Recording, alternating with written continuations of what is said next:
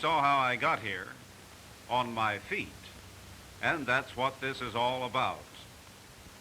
Man walks. He can fly through the clouds. He can roll on wheels. He can be carried out on a stretcher. But for the most part, man walks. In many years of roaming up and down the planet in Borneo, Siam, Paris, New York, Zanzibar, I have seen a lot of feet. Civilized feet, savage feet. Civilized feet are the ones that face the hardest problem, if feet can face anything. Civilized feet pound the pavements and pay the price. The World War taught us a lesson. Among the Americans called to the colors in the World War, 49% of the physical defects were foot troubles, not to mention the lads who got fallen arches hot-footing it after the girls in Paris. Among high school boys in Milwaukee, an examination showed that 46% were weak in their feet as well as in their studies. In a leading university, the sophomore class showed that 20% had defective feet. And of men over 40, 7 out of 10 are dogged by foot troubles. And dogged, that's the right word. Experts tell me that most of this is the result of ill-fitting or poorly designed shoes. Ah, but now in their pristine, unencumbered glory, let's take a look at human feet. I might call them human dogs, except that they don't bark. These are perfect feet. The human foot is so intricate that I'm out of my depth, 2 feet out. So let a scientist tell us. A podiatrist, Dr. Joseph Lelefeld, founder of the Foot Clinics of Boston. How about it, Doctor? It is a privilege to impart knowledge of the foot to you who can use it so helpfully. Perfect foot owes both strength and efficiency to its arches. The most important one, the long arch, extends forward from the heel bone, the os calcis, one of the group of 7 chunky bones called the tarsals. And here is the highest and weakest point of this arch. The front part of this long arch consists of 5 long bones, the metatarsals. They are hinged in back to the tarsals and in front to the phalanges or toe bones. Just behind the heads of the metatarsals, the bones form another arch called the metatarsal arch. The entire weight of the body bears down on the stragglus by way of the bones of the lower leg, whose attendant muscles are attached by tendons to the foot bones. Bands of incredibly tough and elastic tissue, called ligaments, hold the bones in place, while the network of resilient muscles provides further support. Blood vessels, of course, are needed to feed the tissue, and an intricate nerve system still further complicates the anatomy of the foot. Well, Doctor, you have given us the anatomical side of it. Now let's watch the foot in action. We do this all the time, but we don't think much about it unless we've got a couple of corns. The heel rises and shifts the weight to the ball of the foot.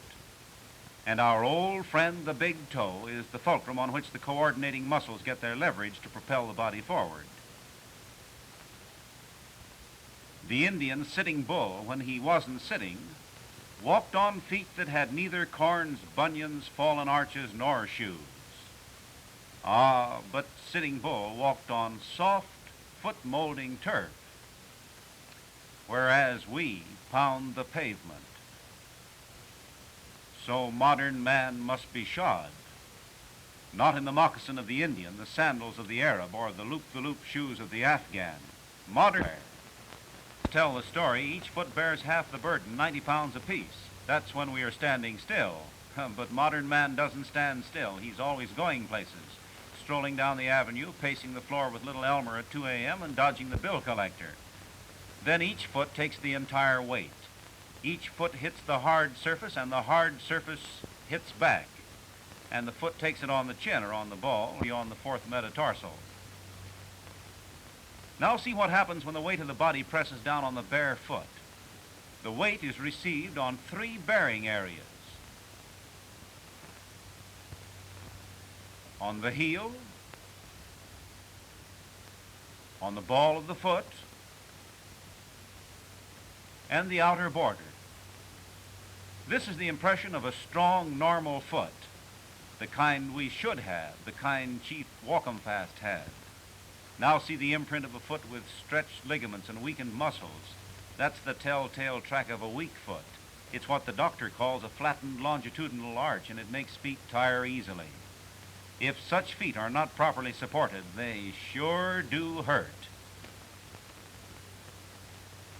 Feet like this produce dull aches, and then the dull aches go elsewhere. You often find them in remote parts of the body. Troubles that are mistaken for rheumatism, for neuritis, and all sorts of things come from feet. Yes, poor old Flatfoot, something that only a mother could love. But let's appeal again to the learned doctor for the scientific aspect and the cure. Painful condition results from the flattening of the metatarsal arch, which is the point where much serious foot trouble is found. The cause is usually a shoe, in which the sole cups down under the center of the ball of the foot and bends up at the edges. Such a sole encourages the front arch to lower, with the consequent pinching of the nerves between the toes. A slight raise, properly placed in the shoe bottom, relieves the pain caused by this condition. An early symptom of trouble in the metatarsal arch is a painful callus under the forward heads of the metatarsal bones. But remember that the weakening of the metatarsal arch often occurs without a callus being formed.